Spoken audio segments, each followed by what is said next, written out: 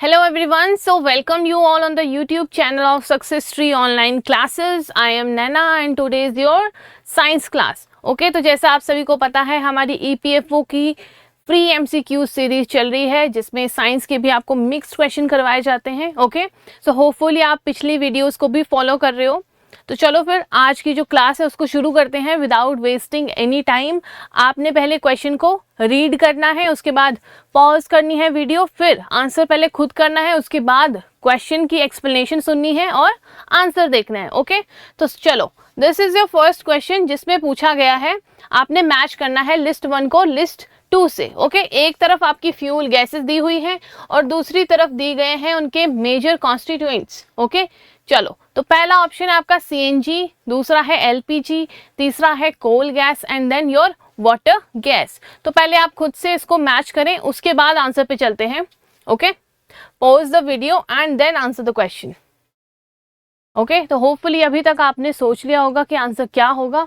चलिए तो हम देख लेते हैं. Answer would be your option number C. Okay, अगर मैं CNG की बात करूं, कॉम्प्रेस नेचुरल गैस की, तो इसमें प्राइमरली आपको क्या देखने को मिलती है, मीथेन देखने को मिलती है और स्मॉल अमाउंट ऑफ इथेन देखने को मिलती है, राइट. और LPG की अगर मैं बात करूं, लिक्विफाइड पेट्रोलियम गैस की, तो इसमें आपको ब्यूटेन और प्रोपेन की मेजर कॉन्सेंट्रेशन देखने को मिलती है. ओके, और कोल गैस में अगर देखो आप तो mixture obtain from coal, mainly hydrogen, methane and carbon monoxide, right.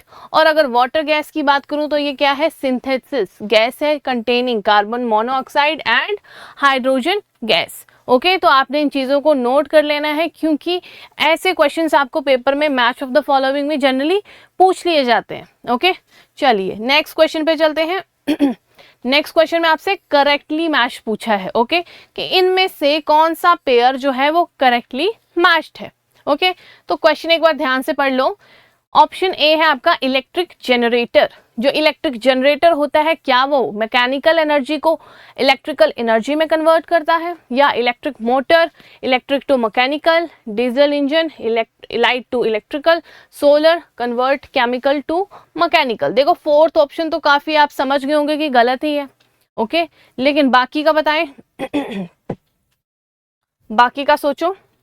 ठीक है, तो ये देखो फोर्थ तो आपने वैसे ही सोच लिया होगा कि सोलर एनर्जी यहाँ पे कुछ नहीं है और केमिकल एनर्जी का तो कोई रोल नहीं है. ठीक है, और डीजल इंजन में लाइट जैसा कुछ नहीं आपको देखने को मिलता है, लेकिन इलेक्ट्रिक जनरेटर और मोटर का बिल्कुल करेक्टली मैच पेयर दिया हुआ है. ओके, और अगर मैं सोलर सेल की बात करूँ तो ये कन्वर्ट करते हैं हमारी लाइट एनर्जी को इनटू इलेक्ट्रिकल एनर्जी. ओके, जैसे आपने सोलर पावर पैनल देखे हैं ना, बस उसी तरह से काम करते हैं ये. और डीजल इंजन कन्वर्ट करता है आपका केमिकल एनर्जी को मैकेनिकल एनर्जी में. ओके, होपफुली ये आपको क्लियर हो चुके होंगे. इसके साथ साथ आपने मुझे कमेंट सेक्शन में बताना है कि सोलर पावर एनर्जी में और विंड एनर्जी में, ओके, और ओवरऑल रिन्यूएबल एनर्जी में इंडिया का कौन सा रैंक है. ओके, इंडिया का कौन सा रैंक है. और आपको ये भी पता होगा जो हमारी कॉन्फ्रेंस ऑफ पार्टी होती है COP, उसमें इंडिया का एक टारगेट है. ये तो आप सभी को पता होगा कि हमें कार्बन न्यूट्रल कब तक बनना है, by the end of year 2070 तक हमें कार्बन न्यूट्रल बनना है. लेकिन हमारा जो 500 गीगावाट तक का, ठीक है, 500 गीगावाट हमें रिन्यूएबल एनर्जी का टारगेट अचीव करना है by the end of year, चलो मैंने ही बता दिया 2030 तक. ठीक है, बाकी आपने ये मुझे बताना है कि सोलर में और विंड में इंडिया का रैंक कौन सा है. ओके, चलो, क्योंकि ऐसे क्वेश्चन भी आपको स्टेटमेंट बेस्ड पूछ लिए जाते हैं. ओके, चलो नेक्स्ट क्वेश्चन देखते हैं. नेक्स्ट क्वेश्चन है calcium carbide is used for artificial ripening of green fruit because it produces what. आप सभी को पता है प्लांट हार्मोन से हर बार क्वेश्चन बनता है. ठीक है, प्लांट हार्मोन से. तो आपने बताना है मुझे कि जो कैल्शियम कार्बाइड यूज़ किया जाता है आर्टिफिशियल राइपनिंग के लिए, उसमें क्या प्रोड्यूस होता है, ये क्या प्रोड्यूस करता है. ठीक है, चलो पहले पॉज करो वीडियो को, उसके बाद सोचो. Okay, take your time. चलो, होपफुली अब तक आपने सोच लिया होगा कि आपके अकॉर्डिंग आंसर क्या रहने वाला है. ठीक है, चलिए तो तो देखते हैं, इसका राइट आंसर है एसिटिलीन। Okay, acetylene. चलो देखो, when calcium carbide comes into contact with moisture in the air it produce acetylene gas. Okay, तो नोट कर लेना है, ये जब भी एयर के कांटेक्ट में आता है तो कौन सी गैस प्रोड्यूस होती है, जो किस में हेल्प करती है, artificial ripening of green fruits. Okay, ऐसी जो ये जितनी भी आपकी टेक्निकल चीज़ें हैं और जो मतलब आपको याद करनी ही पड़ेंगी, फैक्ट्स होते हैं, ओके, उसमें आपको ये चीज़ें पता है तो पता है, नहीं पता है तो नहीं पता है, राइट। तो इन चीज़ों को नोट कर लेना है साथ के साथ, ताकि आपको प्रॉब्लम ना आए। ओके, और इसके साथ साथ मैंने पिछली क्लासेस में आपको प्लांट हार्मोन्स के बारे में भी डिटेल में बताया है, जितने भी आपको पीडीएफ मिले होंगे टेलीग्राम पे, उसमें भी ये चीज़ें मेंशन है। ओके, नेक्स्ट क्वेश्चन पे चलते हैं। Which metal is generally used for coating brass utensils to prevent copper contamination. Okay, तांबे के बर्तन में तांबे के प्रदूषण को रोकने के लिए आमतौर पर किस धातु की परत चढ़ाई जाती है? Question is that. Okay, option देखो, टीन, जिंक, एल्यूमिनियम और लेड। बताएं, सोचिए पहले अच्छे से, उसके बाद देखो हमेशा ना ऑप्शंस को एलिमिनेट करना सीखो, कि आपको पता होना चाहिए कि ये ऑप्शन तो नहीं हो सकता है। ओके, इतना आइडिया होना चाहिए, एटलीस्ट आपको 2 आंसर्स तो कट होने ही चाहिए, एटलीस्ट फिर आप 50-50 पे चल सको। ठीक है, चलो, तो इसका राइट आंसर होगा टिन। ठीक है, एक बार ये मैंने पहले भी क्वेश्चन पूछा हुआ है डिफरेंट फॉर्म में। ओके, तो ब्रास क्या है? ये एक एलॉय है of copper and zinc. Okay, and copper can react with acidic food and form toxic compound. Okay, जो आपका कॉपर है ना, ये रिएक्ट करता है एसिडिक फूड के साथ, और ये क्या फॉर्म करता है? Toxic compound. इसलिए हम किसकी परत चढ़ा देते हैं उस पर? टिन की, क्योंकि टिन क्या है? नॉन टॉक्सिक है, corrosion resistant and form a preventive layer on inner surface of brass and copper utensils preventing direct contact with food. इस पर्टिकुलर प्रोसेस को बोला जाता है टिनिंग। ओके, तो ये पॉइंट भी आपने नोट कर लेना है, इस पर्टिकुलर प्रोसेस को बोला जाता है टिनिंग। चलो नेक्स्ट क्वेश्चन पे चलते हैं। नेक्स्ट क्वेश्चन आपसे पूछा गया है, in plant cells the turgidity and rigidity is provided by. बताओ, प्लांट सेल और एनिमल सेल किस टाइप के सेल्स के पार्ट होते हैं? यूकैरियोटिक सेल के। ओके, और प्रोकैरियोटिक क्या होते हैं? जिसका एग्जांपल है आपका बैक्टीरिया एंड पेरिमीशियम। ओके, तो ये चीजें आपने रिकॉल करते रहना है साथ के साथ में। इसका आंसर बताएं, सोचें। ओके, देखो, राइबोसोम, माइटोकॉन्ड्रिया, गोल्जी एपरेटस, ये तो नहीं है ऑप्शन, ये भी नहीं, ये भी नहीं, तो बचा कौन सा? Vacuole cell of your cell step, जिसमें आपको देखने को पता है, आपको पता है वैक्यूल का जो साइज होता है वो ज्यादा होता है प्लांट सेल में। ठीक है, प्लांट सेल में इसका साइज क्या होता है? ज्यादा होता है, और एनिमल सेल में इसका साइज छोटा होता है, कम होता है, राइट।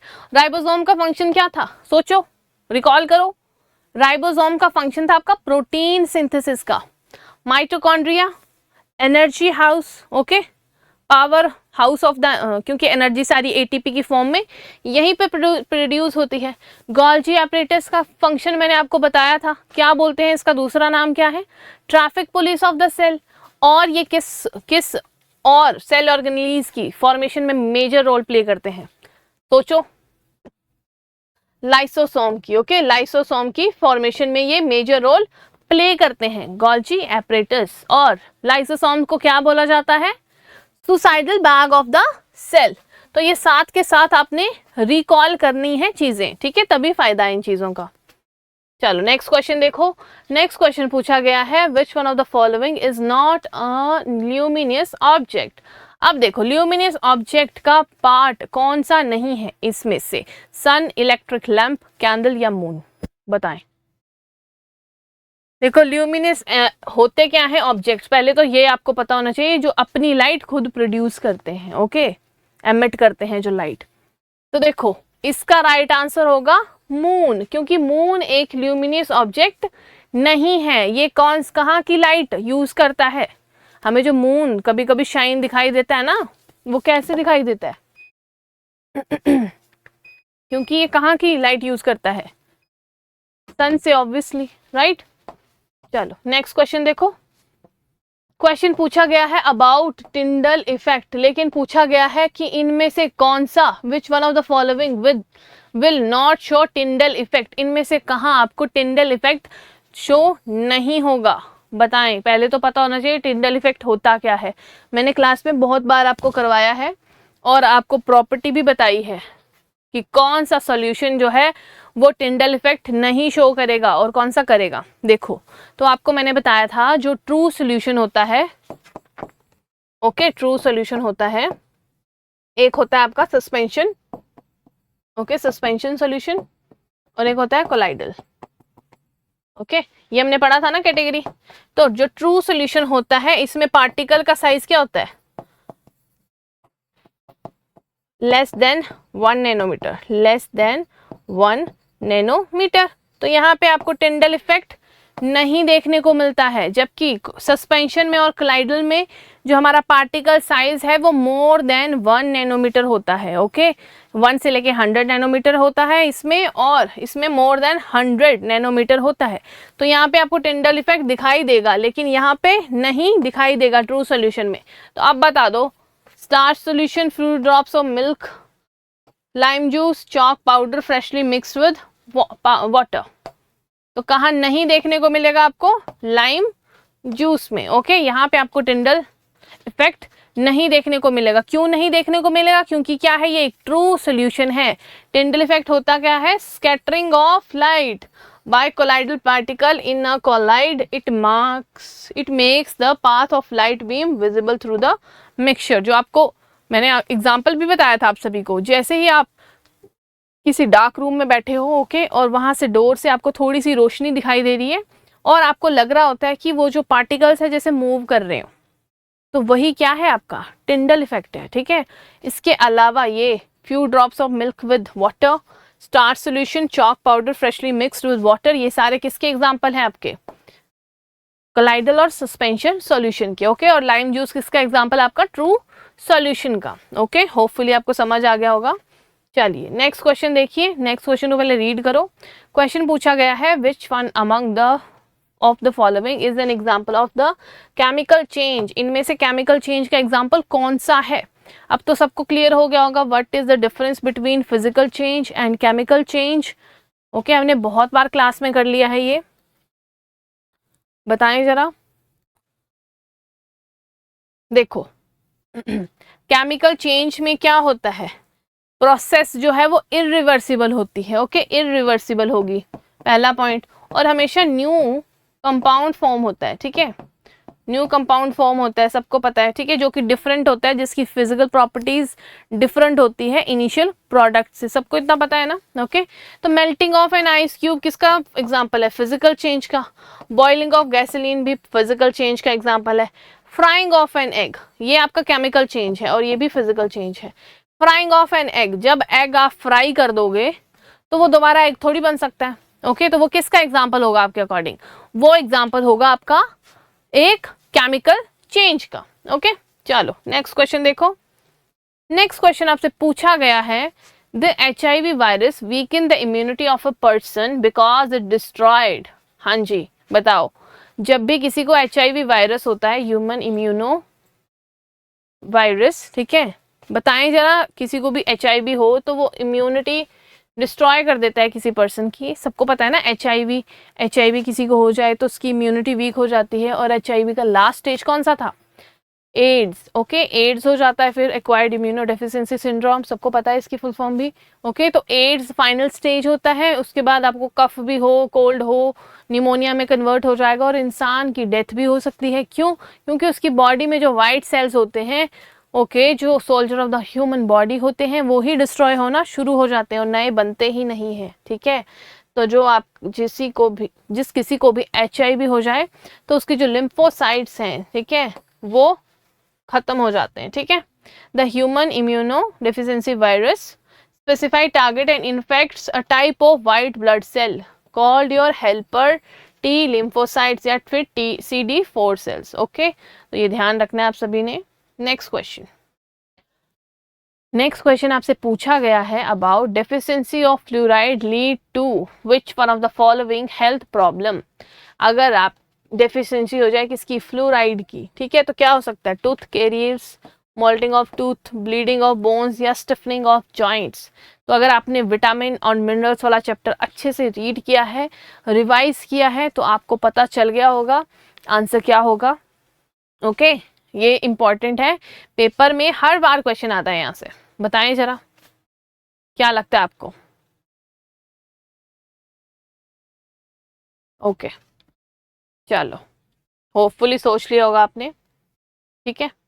तो जो आपकी टूथ रिलेटेड प्रॉब्लम्स होती हैं उसमें आपको देखने को मिलेगा अगर आपको फ्लोराइड की डेफिशिएंसी हो जाए, क्योंकि fluoride help in mineralization of tooth enamel. देखो पहला पॉइंट, टूथ इनेमल आपको पता है ना क्या होता है, hardest substance, hardest part in our body system, पहला पॉइंट, ठीक है। And makes it more resistant to acid attack from bacteria in the mouth. See, ध्यान के रखना है, जो आपका टूथपेस्ट होता है ना वो किस नेचर का होता है, उसका पीएच क्या होता है, more than 7, basic in nature होता है वो, ठीक है। और हमारा जो माउथ है उसमें क्या होता है, ठीक है, हमारे माउथ में एसिड होता है, ओके, मतलब उसका पीएच क्या होता है, एसिडिक होता है। तो जब न्यूट्रलाइजेशन रिएक्शन होती है ना, हम ब्रश क्यों करते हैं सुबह सुबह, क्योंकि माउथ में ऑलरेडी एसिड प्रेजेंट है। बाहर से हम लेते हैं टूथपेस्ट, उसमें होता है बेसिक, ठीक है। तो जब भी एसिड प्लस बेस की रिएक्शन होती है तो क्या बनता है, सॉल्ट प्लस वाटर, ठीक है। इसी को हम बोलते हैं आपकी न्यूट्रलाइजेशन रिएक्शन, इसलिए ब्रश करते हैं, right. And deficiency of fluoride makes the teeth more susceptible to decay leading to dental caries, ठीक है, कैविटीज हो जाती हैं। And mottling of teeth is caused by excess of fluoride during tooth development। Okay, तो याद रखना है, अगर आपसे पूछा गया है excess of fluoride तब आंसर क्या होगा, मॉटलिंग ऑफ टीथ। अगर पूछा है डेफिशिएंसी ऑफ फ्लोराइड तो टूथ कैविटीज होंगी, ओके। तो क्वेश्चन के नेचर को पहले ध्यान से देखना है कि पूछा क्या गया है, उस हिसाब से आंसर करना है मार्क। चलो नेक्स्ट क्वेश्चन देखो, नेक्स्ट क्वेश्चन देखें फिर। नेक्स्ट क्वेश्चन में आपसे पूछा गया है which one of the following gases is released mostly from landfills in the urban areas. Okay, जितने भी आप देखते हो इतना डंपिंग साइट्स होते हैं अर्बन एरियाज में मोस्टली, तो उनमें से कौन सी गैस जो है वो एक्सक्रीट होती रहती है, बताओ, रिलीज होती रहती है लैंडफिल्स में। आंसर बताएं, नाइट्रोजन, हाइड्रोजन, मीथेन या ऑक्सीजन, क्या लगता है आपको कौन सा राइट आंसर है इसका। ओके, होपफुली आपने सोच लिया होगा आंसर, ठीक है। तो बहुत ही सिंपल आंसर है, इसका आंसर होगा मीथेन गैस, जिसका दूसरा नाम क्या है आपका, मार्शी गैस, ठीक है। और जितने भी वेटलैंड साइट हैं, एग्रीकल्चर साइट्स हैं, ओके, लैंडफिल्स हैं, वहां पे आपको क्या देखने को मिलेगी, मीथेन देखने को मिलेगी, ओके। तो प्लीज इस चीज का ध्यान रखना है, इंपॉर्टेंट है। और ये और क्या है, ग्रीन हाउस गैस है, ओके। चलो नेक्स्ट क्वेश्चन, नेक्स्ट क्वेश्चन पूछा गया है which one of the following pairs is not correctly match. Lactose में पाया जाता है, कहाँ पाया जाता है, सार मिल्क में, कार्बोनिक एसिड सोडा वाटर में, फॉर्मिक एसिड रेड आर्ट में, टार्टरिक एसिड ग्रेप्स जूस में। ध्यान से क्वेश्चन को रीड करना है क्योंकि आंसर सामने ही आपके। चलो देखो, तो आप अगर पहला ही ऑप्शन देखोगे तो यहाँ पे लिखा है लैक्टोज पाया जाता है सावर मिल्क में। How it can be possible, क्योंकि लैक्टोज क्या है, शुगर है एक, और सावर मिल्क मतलब दूध जो है वो फट चुका है, उसमें थोड़ी पाया जाता है लैक्टोज, ओके। तो आंसर क्या होगा, ऑप्शन नंबर ए, क्योंकि पूछा ही आपसे क्या है, नॉट करेक्टली मैच, ठीक है। लैक्टोज जो है एक शुगर है जो कि पाई जाती है नॉर्मल मिल्क में, जो आपका नॉर्मल दूध होता है ना उसमें लैक्टोज होती है, लेकिन सावर मिल्क में नहीं होगी, दूध तो फट चुका है, ठीक है, वो खट्टा हो जाएगा, उसका पीएच तो कम हो जाएगा 7 से, ओके। और आपने देखा होगा कुछ लोग क्या होते हैं, इनटॉलरेंट होते हैं टूवर्ड्स क्या, लैक्टोज के, ओके, इसलिए वो दूध भी नहीं पीते, दूध कंज्यूम नहीं करते हैं क्योंकि वो लैक्टोज इनटॉलरेंट होते हैं, ओके। तो रियल लाइफ एग्जांपल्स इनको कनेक्ट किया करो ताकि आपको समझने में इजी हो, क्योंकि क्वेश्चंस जो होते हैं वो मोस्टली आपसे पूछे जाते हैं रियल लाइफ बेस्ड, ओके चलो नेक्स्ट क्वेश्चन देखो, leakage of which one of the following gases had caused Bhopal gas tragedy. Bhopal gas tragedy जब हुई थी, आपने मुझे बताना है ईयर, ठीक है, कब हुई थी, और उसके बाद एक एक्ट लाया गया था एनवायरमेंट का, चलो वो मैं बता देती हूँ आपको, ठीक है, एनवायरमेंट प्रोटेक्शन एक्ट। कब लाया गया था ये? भोपाल गैस के बाद, ट्रेजेडी के बाद, ठीक है, 1986 में। आपने मुझे इसका ईयर बताना है, ओके ताकि मुझे लगे कि आप सुन रहे हैं, क्वेश्चन आपने ध्यान से देखे हैं। ओके तो कौन सी गैस रिलीज हुई थी? Methyl isocyanate. ओके तो प्लीज इस चीज का ध्यान रखना है, ईयर बताना है मुझे आपने, और मैंने आपको बता दिया कि इस ट्रेजेडी के बाद इंडिया में कौन सा एक्ट लाया गया था, एनवायरमेंट प्रोटेक्शन एक्ट, ठीक है, 1986। चलो नेक्स्ट क्वेश्चन देखते हैं। नेक्स्ट क्वेश्चन पूछा गया है आपसे, which one of the following best describe the role of B and T cells in the human body. चलिए ये यूपीएससी का ही पीवाईक्यू है, चलो बताओ जरा आंसर। आंसर क्या होगा? ऑप्शन ए है, they protect the body from environment allergies, they elevated the body's pain and inflammation, they act as immune suppressant in the body, they protect the body from disease caused by pathogens। Okay तो hopefully अब तक आपने सोच लिया होगा कि इस particular question का आंसर क्या होगा, ठीक है।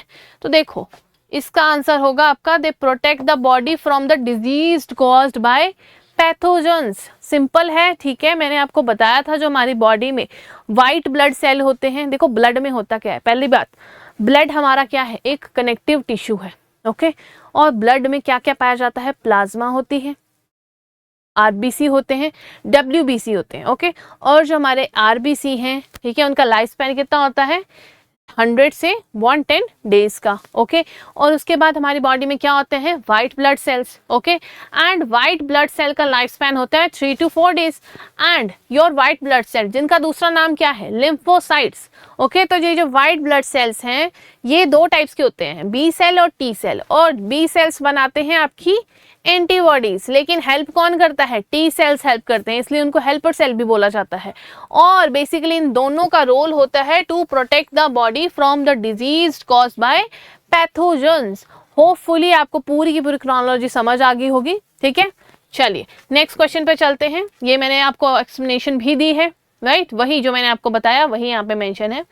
नेक्स्ट क्वेश्चन देखो, नेक्स्ट क्वेश्चन में आपसे पूछा गया है, which one of the following is the reason why astronomical distances are measured in light year।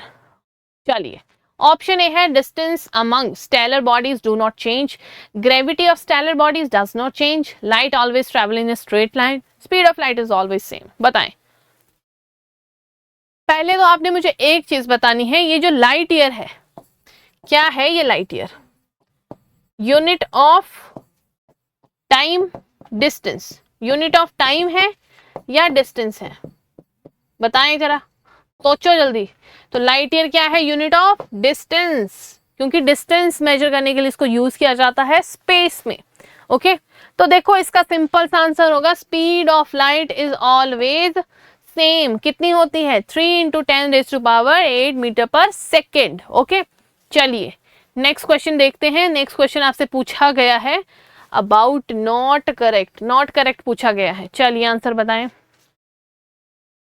Question लिखा गया है, graphite is a non metal, graphite is an allotrope of carbon, it is a conductor of electricity and had a tetrahedral structure. Graphite से related statement है, 4 में से एक गलत है, बताएं कौन सी गलत है। बहुत सिंपल क्वेश्चन है, क्योंकि मैंने ग्रेफाइट, डायमंड आपको सब कुछ करवाया हुआ है, ठीक है, यूट्यूब पे बहुत बार, ओके। चलिए अब तक आपने सोच लिया होगा कि नॉन मेटल तो ये है, और ये एलोट्रॉप ऑफ कार्बन भी है, और ये गुड कंडक्टर ऑफ इलेक्ट्रिसिटी है, क्योंकि इसमें प्रेजेंट है फ्री इलेक्ट्रॉन, ओके। तो आंसर क्या होगा, ऑप्शन नंबर डी, क्योंकि ऑप्शन नंबर डी आपका इनकरेक्ट है, ओके।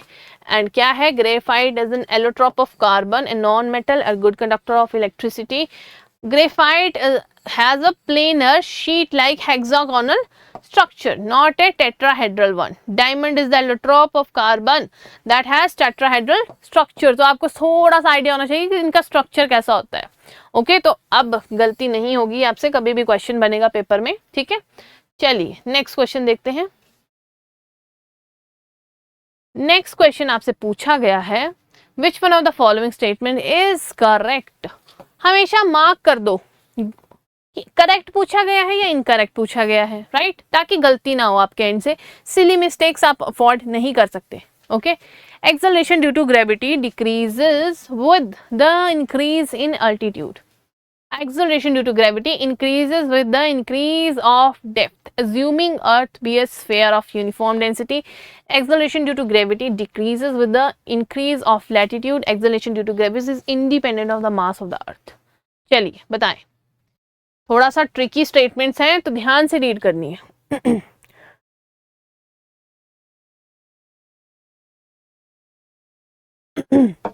अगर आपको सोचने में दिक्कत आ रही है तो मैं फॉर्मूला भी बता देती हूँ।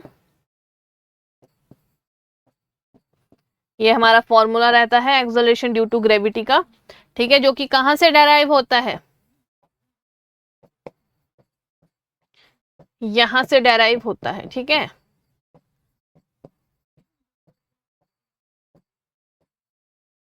क्योंकि फोर्स क्या होता है, मास इनटू एक्सेलरेशन। तो ये आपकी स्टेटमेंट 1 है, ये स्टेटमेंट 2 है।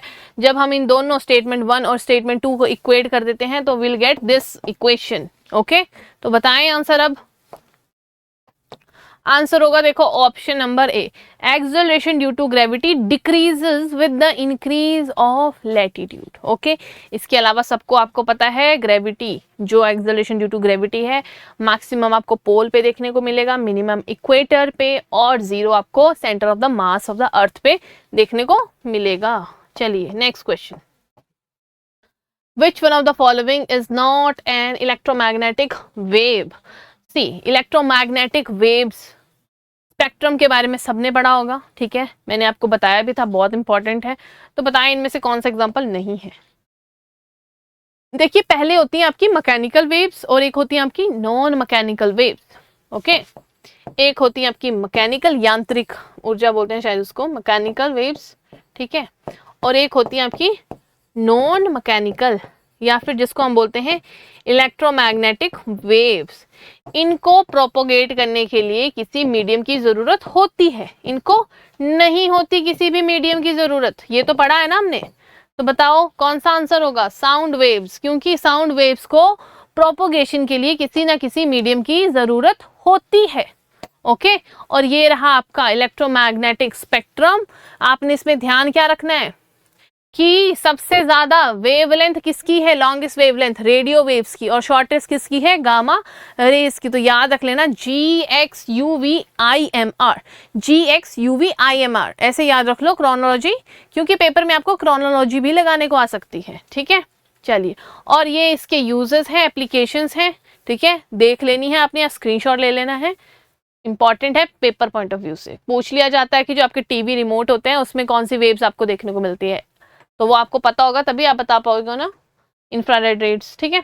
चलिए next question, brilliance of diamond is due to, हीरा जो चमकता है आपका उसके पीछे रीजन क्या होता है, कौन सा फिनोमेना आपको देखने को मिलता है, interference of light, diffraction of light, polarisation of light, total internal reflection of light. बताएं, सोचे।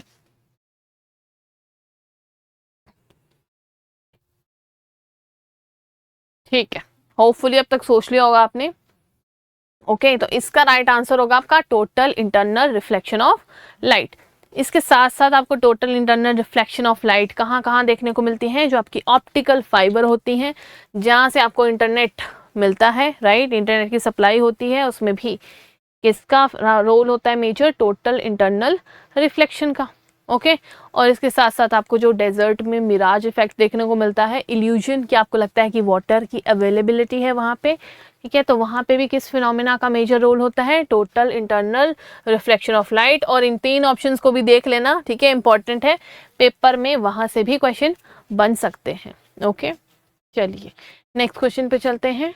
The process of कॉपिंग genetics information from one strand of DNA into RNA is termed as। Okay, पूछा गया है DNA से जो RNA बनता है उस प्रोसेस को हम क्या बोलते हैं, और RNA से क्या बनता है, प्रोटीन बनता है, ठीक है। तो आपको ये पूरा पता होना चाहिए प्रोसेस को क्या बोलते हैं, बताएं जरा।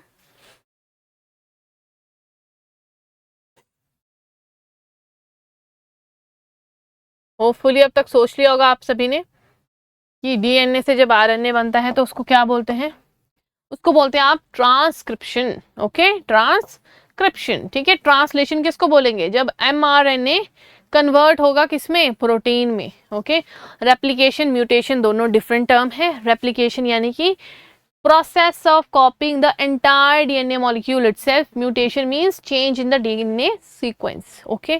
और पेपर में यही आपसे गलती करवाते हैं। चलिए नेक्स्ट क्वेश्चन देखते हैं, ध्यान से इसको रीड करो फिर आंसर करना है।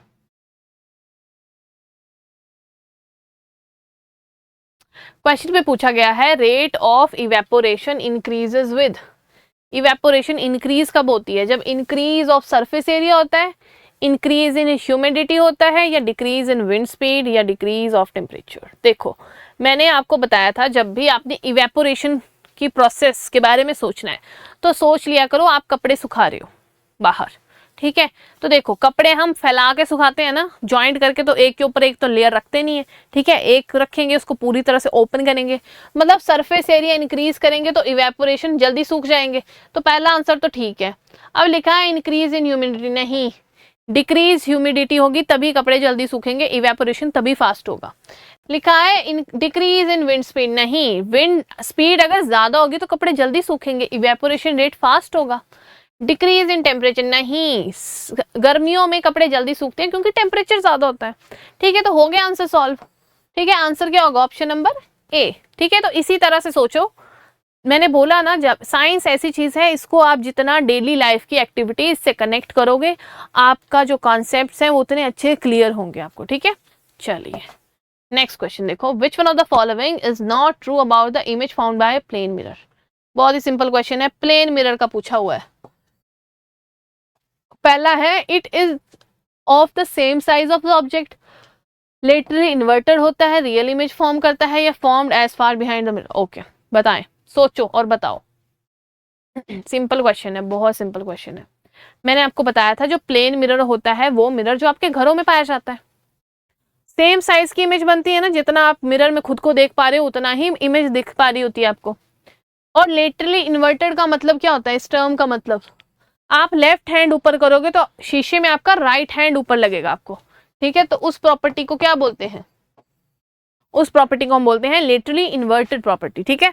राइट हैंड ऊपर करोगे तो शीशे में आपका लेफ्ट हैंड ऊपर होगा, ठीक है। और लिखा है it is form real image, नहीं भाई, रियल इमेज कैसे बनती है, वो तो इमेज हमारी बिहाइंड द मिरर बन रही है ना, तो इमेज कैसी होगी, वर्चुअल होगी, ठीक है। और क्या होगी, इरेक्ट होगी, सीधी इमेज बनती है। ओके, वर्चुअल क्या होता है, जब इमेज बिहाइंड द मिरर बने, अगर इन फ्रंट ऑफ मिरर बनती तब हम कहते कि रियल इमेज है, लेकिन कौन सी इमेज है, ये वर्चुअल इमेज है। और वर्चुअल होगी तो कैसी इमेज बनती है, हमेशा इरेक्ट, सीधी इमेज बनती है।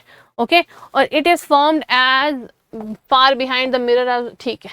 ये लिखा गया है it is formed as far behind the mirror as the object is in front, मतलब आप मिरर के जितने पीछे खड़े हो, ओके, इमेज जो आपको मिरर में देखने को मिलेगी वो भी उतने ही पीछे देखने को मिलेगी। ओके, सो होपफुली आपको ये समझ आ गया होगा प्लेन मिरर में आपकी इमेज जो है वो कैसी बनती है, राइट। चलिए नेक्स्ट क्वेश्चन को देखो एक बार। नेक्स्ट क्वेश्चन में आपसे पूछा गया है क्या, देखो ध्यान से, which part of the body is responsible for manufacturing of red blood cell. मैंने रेड ब्लड सेल के बारे में भी आपको बताया है, लेकिन बताना है कि कौन सी बॉडी पार्ट है जो रिस्पॉन्सिबल है in the formation of your red blood cells, lungs, heart, brain या बोन मैरो। सिंपल है, बोन मैरो। आपने सुना भी होगा बोन मैरो ट्रांसप्लांटेशन के बारे में। ओके, तो किससे एसोसिएटेड होता है वो, आरबीसी से। ओके, चलिए नेक्स्ट क्वेश्चन बताएं। Very good. Which part of the human respiratory system provides space for the exchange of gases? कहाँ पे आपको exchange of gases देखने को मिलती है, ये human respiratory system का question है। ओके, बताओ जरा। ब्रोंकाई, ट्रैकिया, ब्रोंक्लियोल्स, एलेवोली, ठीक है, थोड़ा प्रोनाउंसिएशन में दिक्कत हो जाती है, ठीक है। इसका ऑप्शन नंबर डी आंसर होगा, ठीक है। क्या होते हैं ये, tiny balloon like air sacs at the end of the bronchioles. They are surrounded by network of capillary, and this is where the vital exchange of oxygen and carbon dioxide actually takes place. Okay, ये जो आपको देख रही है ना branch like structure, ये होती है एलओवीआई. ठीक है, ये आपकी नेजल कैविटी, नोज, जहाँ से आपकी ऑक्सीजन और कार्बन डाइऑक्साइड का एक्सचेंज होता है. ठीक है, यहाँ से हवा जाती है. ठीक है, इस पार्ट को हम बोलते हैं ये होता है ट्रैकिया. ठीक है, ये 2 लंग्स हैं आपके जो कि डिवाइड हो रहे हैं ब्रोंकियल्स में. ये आपकी ब्रोंकियाई. ठीक है, और एलोवेई ये ब्रांच लाइक स्ट्रक्चर, और ये आपका डायफ्राम. ठीक है, ये सिकुड़ता है और रिलीज होता है जब आप सांस ले रहे हो, सांस रिलीज कर रहे हो. ओके, होपफुली आपने पढ़ा हुआ है. चलिए last question of the day. Last question of the day पूछा गया है आपसे, the term blue flag certification किससे एसोसिएटेड है? ये ब्लू फ्लैग सर्टिफिकेशन बताओ. बीचेस के बारे में सुना होगा आपने, बस उसी का आंसर होगा ये. सोचो जरा. चलिए, होपफुली अब तक सोच लिया होगा. तो देखो आंसर सिंपल सा है. जो आपकी ब्लू फ्लैग सर्टिफिकेशन चीज है ये, ठीक है, ये किससे एसोसिएटेड है? आपकी cleanliness standard of beaches and marine से. Okay, it is globally recognised eco level accordance by the foundation of environment education in Denmark. Okay, तो ये आपने ध्यान रखना है. क्या प्रमोट कर रही है? Sustainable development in fresh and marine. अब ये बताओ आप मुझे, इसमें 4 क्राइटेरिया है: water quality, environment management, environment education and safety. तो ये भी आपने ध्यान रखना है कि ऐसा हमारा कौन सा एसडीजी है जो एसोसिएटेड है लाइफ, कहाँ पे? ओशन लाइफ से एसोसिएटेड है. बताओ जरा. एक तो है हमारा जो फॉरेस्ट लैंड टेरिटोरियल लैंड से एसोसिएटेड है. एक लाइफ कहाँ पे? ओशन लाइफ से एसोसिएटेड है. वो कौन सा है? ठीक है, जैसे एसडीजी 13 के बारे में आपने सुना है, क्लाइमेट एक्शन. ओके, तो आपने मुझे बताना है ओशन से रिलेटेड कौन सा एसडीजी है. ओके, कमेंट सेक्शन में सभी ने बताना है. अगर नहीं बताया तो देख लेना सभी, फिर मुझे लगेगा आपने सुना ही नहीं है. ठीक है, और जितनी भी अभी तक इंडिया में 12 ऐसी बीचेस हैं जिनको ये सर्टिफिकेट मिल गया है कि वो क्लीन है. ओके, वहाँ का जो एनवायरनमेंट है सस्टेनेबल है. ओके, मरीन लाइफ अच्छी है. तो ये आपने देख लेना है प्लीज़, क्योंकि पेपर में आपसे पूछा जा सकता है. इंपॉर्टेंट क्वेश्चन है, इसलिए मैंने इंक्लूड किया है. आपने एसडीजी का मेंशन जरूर करना है. ओके, और एसडीजी कहाँ से आए थे पता है ना? ब्रंटलैंड कमीशन रिपोर्ट, जिसका दूसरा नाम है आवर कॉमन फ्यूचर. 1987 में वो रिपोर्ट आई थी, जिसके बाद हमें पता चला था डेफिनेशन के बारे में अबाउट सस्टेनेबल डेवलपमेंट. ओके, क्या थी डेफिनेशन? कि हमने ये जो अर्थ में रिसोर्सेज हैं वो अपने फ्यूचर जनरेशन से बोरो किए हैं, ना कि हमें वो इनहेरिटेंस में मिले हैं अपने पिछली जनरेशन से. Okay, right. चलो, और आपको पता है ना हमारे कितने गोल्स हैं? एसडीजी के 17 गोल हैं, 169 टारगेट्स हैं, जिनको हमने कवर कब तक अचीव करना है? By the end of year 2030, और उसको एजेंडा 2030 के नाम से भी जाना जाता है. ओके एवरीवन, सो होपफुली आपको समझ आ गया होगा आपने क्या चीज़ें करनी है. और जो क्वेश्चंस मैंने आपसे पूछे हैं प्लीज़ उनका आंसर ज़रूर बताना मुझे. Okay, and thank you very much everyone, and do like, share and subscribe to our YouTube channel. And if you find this lecture useful, fruitful, then do let me know. Okay, मुझे comment section में ज़रूर बताना आपको lecture अच्छा लगा हो. Okay, and thank you very much everyone and take care. Okay, चलो फिर मिलते हैं आपसे अगली classes में. Thank you very much.